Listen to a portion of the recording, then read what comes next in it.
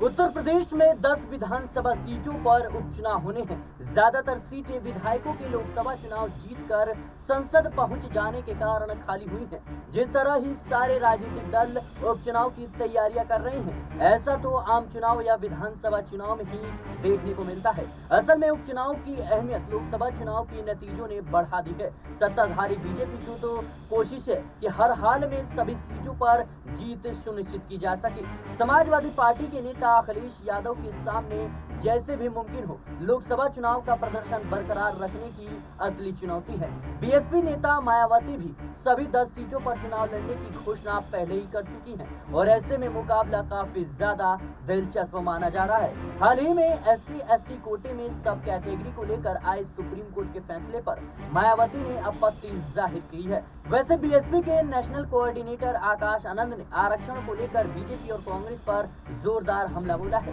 BJP, Samajwadi party और कांग्रेस का तो उपचुनाव को लेकर एक्टिव होना समझ में भी आता है, लेकिन बीएसपी नेता मायावती का बढ़ा जोश थोड़ा हैरान कर देने वाला लगता है। मायावती शुरू से ही उपचुनाव लड़ने के खिलाफत करती रही हैं, लेकिन साल 2012 की चुनावी हार के बाद से तो बिल्कुल भी उपचुनाव लड़ने के पक्ष में नहीं देखी गई है। उपचुनाव को लेकर एक बार फिर मायावती की राय भी सामने आई थी। मायावती की नजर में उपचुनाव के नतीजे अक्सर सत्ताधारी पार्टी के पक्ष में ही आते हैं। हालांकि बीते कई साल में देखने को मिला है कि जब सत्ता में होने के बावजूद राजनीतिक दल उपचुनाव हार जाते हैं और ऐसा कई राज्यों में बीजेपी के साथ भी हो चुका है। लेकिन यूपी का उपचुनाव तो भारतीय जनता पार्टी के लिए प्रतिष्ठा का सवाल बन गया है।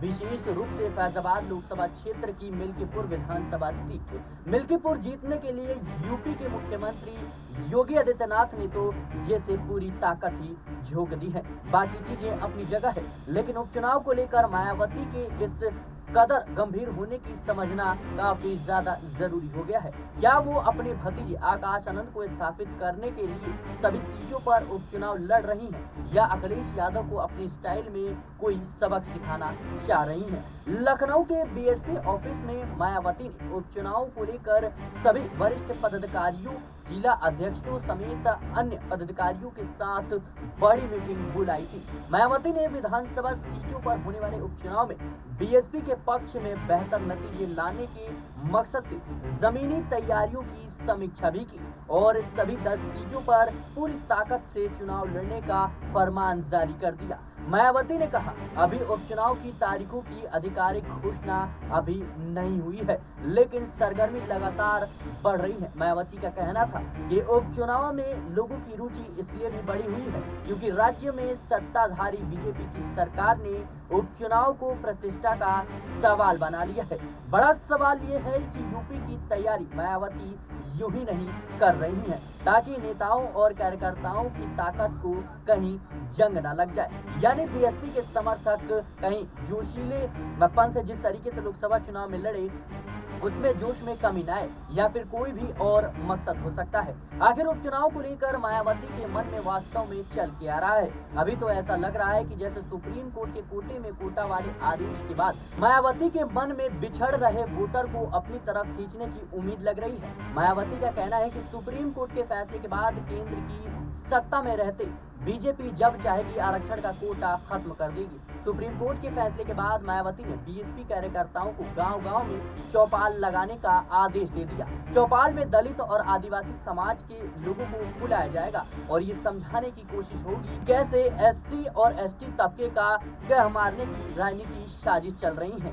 मायावती की तरह ही सुप्रीम कोर्ट के फैसले के बाद आकाश आनंद भी दलित समुदाय को अपने हिसाब से समझाने का प्रयास कर रही हैं। आकाश आनंद का कहना है, एक तरफ बीजेपी है जिसके निशाने पर मान्यवर कांशीराम साहब का मूवमेंट है, दूसरी तरफ कांग्रेस है जिसे हमेशा से बाबा साहब से नफरत रही है। ये दोनों ही एक दल ही जातिवादी मानसिकता से चलते हैं। आकाश आनंद लोगों को आगाह कर रहे हैं, ये लोग आरक्षण और संविधान को तरह तरह से अपने फायदे के लिए तोड़ने फोड़ने की कोशिश कर रही हैं। देश में एक बहुत बड़ी साजिश चल रही है जिससे बाबा साहेब भीमराव अंबेडकर के आंदोलन को नुकसान हो रहा है। राजनीतिक तौर पर जागरूक रहना बहुत जरूरी है। आदरणीय बहन जी ने इसीलिए बार बार कहा है कि हम इन दलों के बहकावे में बिल्कुल भी ना आए। आकाश आनंद की सक्रियता तो यह बता रही है कि बीएसपी ने मौके की नजाकत को समझ लिया है और नेतृत्व को लगने लगा है कि आरक्षण के मुद्दे को इसी बहाने भुनाया जा सकता है। उपचुनाव में SC/ST आरक्षण को मुद्दा बनाकर थोड़ा बहुत फायदा तो उठाया ही जा सकता है। बहुत ज्यादा फायदा भले ही ना हो, लेकिन आकाश आनंद के लिए ये प्रैक्टिस मैच जैसा फायदा दिला सकता है। हाल के लोकसभा चुनाव के नतीजों को देखें तो दलित वोटर ने जिस तरह बीएसपी से मुंह मोड़ा है, मायावती का चिंतित होना स्वाभाविक सी बात है। लोकसभा चुनाव में दलित वोटर का रुझान सपा कांग्रेस गठबंधन की तरफ देखा गया। वैसे ही साल 2022 के यूपी विधानसभा चुनाव में ये बीजेपी की तरफ दिखाई पड़ा था। हालत ये चली कि कभी 20% से ऊपर वोट हासिल करने वाली बीएसपी 10% से भी नीचे आ चुकी है। दलित वोटर के बीजेपी के पाले में चले जाने का मायावती को उतना मलाल नहीं लगता जितना समाजवादी पार्टी और अखिलेश यादव के हिस्से में चले जाने का लगता है। जिस तरह पहले मायावती कांग्रेस नेताओं राहुल गांधी और प्रियंका गांधी वाड्रा पर उबाल पड़ती थी, अब अखिलेश यादव के साथ भी वैसे ही पेश आती हुई नजर आ रही है।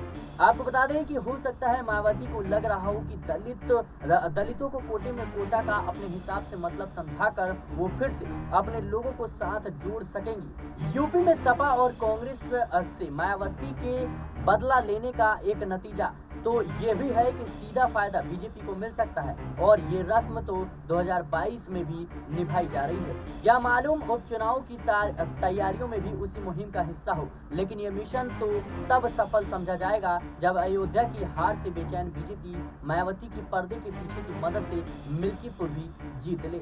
नतीजे आने तक ये रहस्य बना ही रहेगा। बहरहाल देखा जाए तो मायावती उपचुनाव को लेकर के काफी ज्यादा सक्रिय नजर आ रही है। एक तरफ आकाश आनंद को उनका कह सकते हैं प्रतिनिधित्व भी करना है, यानी नेशनल कोऑर्डिनेटर बनाए गए हैं और मायावती के उत्तराधिकारी भी घोषित किए गए हैं। तो ऐसे में आकाश आनंद को भी कहीं ना कहीं मुहिम को आगे बढ़ाना होगा और बीएसपी की जो नींव है उसको बरकरार रखनी पड़ेगी। और जो दलित वोट बैंक मायावती से पिछड़ गया है, जो बीएसपी का कोर वोटर बीएसपी को छोड़ चुका है, उसको साधने का प्रयास भी है। तो वहीं दूसरी तरफ मायावती अचानक से उपचुनाव को लेकर के सक्रिय नजर आ रही है। मायावती की सक्रियता इस बात को दर्शाती है कि कहीं ना कहीं मायावती ने जिस तरीके से लोकसभा चुनाव में 432 सीटों पर अकेले चुनाव लड़ने का फैसला किया, न ही वो भारतीय जनता पार्टी के साथ मिली, न ही वो इंडिया गठबंधन के साथ मिली, और ऐसे में 432 सीटों पर हार का सामना करना पड़ा। उसके बाद से मायावती काफी ज्यादा गुस्साई नजर आती है, लगातार बैठकें होती है और बीएसपी अपने तमाम पदाधिकारियों में बड़ा उलटफेर करती है। कईयों को तो पार्टी से बाहर का रास्ता दिखा देती है। लेकिन कहीं ना कहीं अब बीएसपी पार्टी के उपचुनाव में भाग लेने से ये जो उपचुनाव का कह सकते हैं उपचुनाव का जो खेल है वो काफी ज्यादा दिलचस्प माना जा रहा है। बहरहाल मायावती के इस फैसले को लेकर आपकी क्या राय है, हमें कमेंट बॉक्स में जरूर बताएं। देश और दुनिया की तमाम खबरों के लिए बने रहना नेक्स्ट 9 पॉलिटिकल